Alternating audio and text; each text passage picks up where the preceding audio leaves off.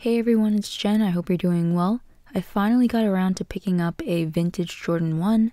This pair is from 1994 and is a men's size 6.5. I went up a full size in these because I wanted better quality leather and shape compared to the grade school pair, and I'm really happy I did. The shoes came with the original card and paper. This pair is DS, and overall the condition is pretty good for being roughly 26 years old. The leather is still soft all around. There are glue stains around the midsole, but it doesn't bother me. The collar on the 94 Jordan 1 is a lot thinner than other retros. There is padding, but it feels firm and condensed. Luckily, the collar on my pair isn't hard, which happens due to age. The tongue, on the other hand, is nice and plush and sort of replaces some of the missing padding from the collar. I'd prefer a thicker padded collar versus a tongue though.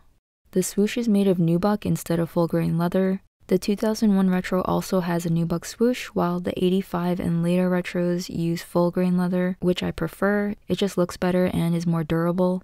The insoles are white with red Nike Air branding. I took them out and put in thicker insoles for a better fit since I got them a full size bigger than my usual Jordan 1 size, which is a men's 5.5. Older shoes run a little smaller too, so I have about half an inch of room in the toe box, which is totally doable for me. Here's a closer look at the box, the retro card, and the shoebox paper.